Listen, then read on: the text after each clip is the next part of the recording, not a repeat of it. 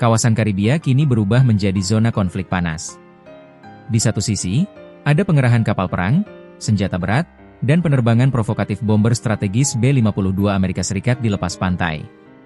Di sisi lain, Presiden Venezuela Nicolas Maduro memobilisasi jutaan milisi dan memindahkan pasukannya. Presiden AS Donald Trump tak lagi merahasiakannya.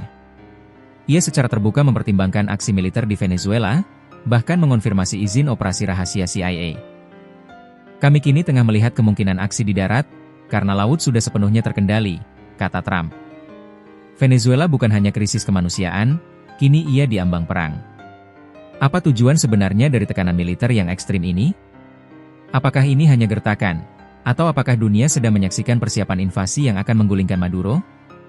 Dalam 20 menit ke depan, kita akan bedah tuntas strategi, tekanan maksimum, AS, apa arti pengerahan B-52, dan bagaimana rakyat Venezuela hidup di bawah bayang-bayang perang. Simak sampai akhir, karena ketegangan ini bisa meledak kapan saja.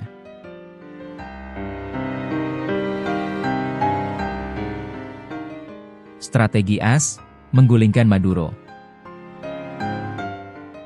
Tujuan Washington sudah jelas, dan pejabat pemerintahan Trump secara pribadi telah mengakui, kampanye tekanan ini bertujuan untuk menggulingkan Maduro. Ini adalah kelanjutan dari kebijakan yang dimulai pada masa jabatan pertama Trump, di mana Gedung Putih mengakui oposisi Juan Guaido sebagai presiden sah Venezuela pada tahun 2019. Strategi ini dikenal sebagai maksimum pressure. Namun, kali ini, tekanan itu ditingkatkan dari sanksi ekonomi ke ancaman militer yang kredibel. Dalam beberapa minggu terakhir, militer AS telah menunjukkan keseriusan. Pengerahan kapal perang dan senjata berat dikerahkan di kawasan Karibia. Serangan kapal narkoba, target utama awal adalah kapal-kapal di lepas pantai Venezuela yang diduga membawa narkoba, menjadikannya peringatan keras bagi rezim Maduro. Izin CIA, Trump mengonfirmasi ia memberi izin kepada CIA untuk melakukan operasi rahasia di Venezuela. Langkah-langkah ini jelas dirancang untuk membuat Maduro merasa bahwa opsi militer tidak hanya ada di atas meja, tapi sudah mulai diimplementasikan.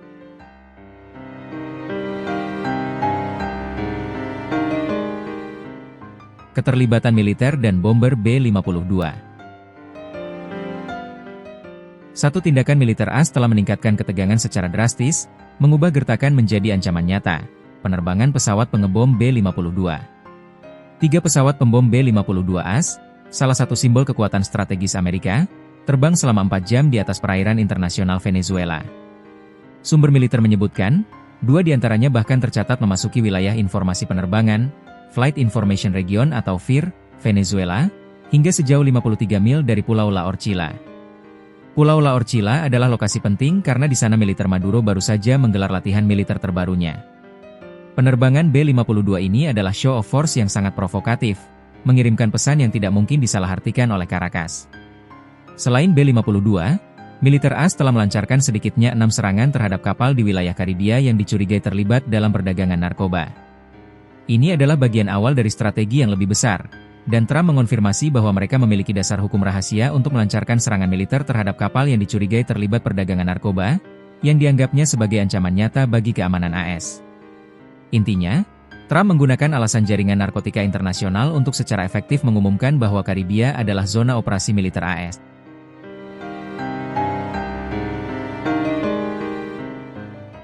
Respon Maduro, memobilisasi jutaan milisi. Bagaimana Maduro merespons ancaman yang semakin nyata ini?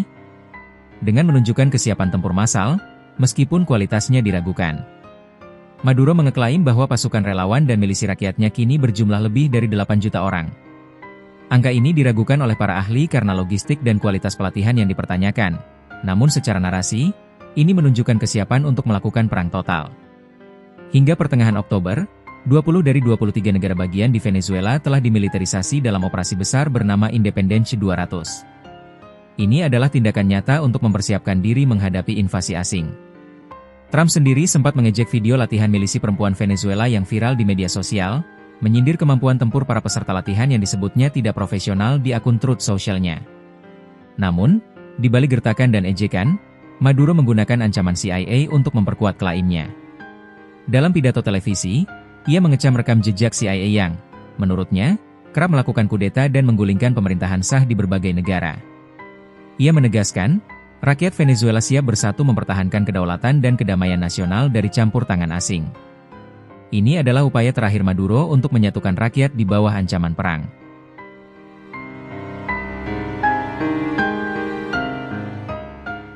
Drama CIA dan legalisasi perang. Mari kita bahas dua elemen kunci yang melegitimasi ancaman militer AS, CIA dan narkotika. Trump mengungkapkan bahwa CIA diberi wewenang memperluas operasi di Venezuela. Tujuannya adalah menekan arus migran dan perdagangan narkoba. Namun, meskipun ia tidak secara eksplisit mengatakan CIA akan berupaya menggulingkan Maduro, rekam jejak CIA di Amerika Latin menunjukkan bahwa operasi rahasia semacam ini seringkali berujung pada destabilisasi dan kudeta. Selain CIA, pemerintah AS secara aktif menyiapkan langkah-langkah dasar untuk kemungkinan aksi militer dengan mengaitkan Maduro pada jaringan narkotika dan kartel yang disebut sebagai kelompok teroris. Tindakan ini memberikan pembenaran hukum rahasia bagi Washington untuk bertindak militer di wilayah Venezuela. Sumber CNN menyebutkan, tujuan utama strategi ini adalah menekan Maduro agar mundur tanpa serangan militer langsung, namun dengan menunjukkan ancaman yang sangat kredibel dari AS. Serangan terhadap kapal pengangkut narkoba di Karibia, menurut sumber, hanyalah peringatan bagi Maduro untuk berhenti melawan tekanan internasional. Intinya, ini adalah perang psikologis yang melibatkan aset militer paling canggih.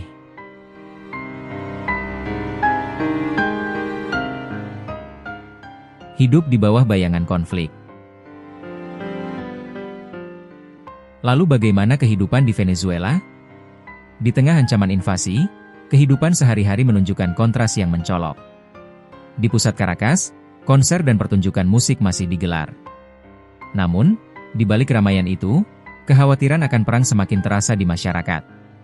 Banyak warga mulai menyimpan bahan makanan dan kebutuhan pokok sebagai langkah antisipasi. Kami tidak tidur nyenyak karena ketakutan akan apa yang mungkin terjadi, kata Ivonne Chana, seorang juru masak di Caracas, mewakili jutaan rakyat Venezuela. Di sisi lain, sebagian warga menunjukkan dukungan hati-hati terhadap tekanan AS dengan aksi damai di kampus-kampus.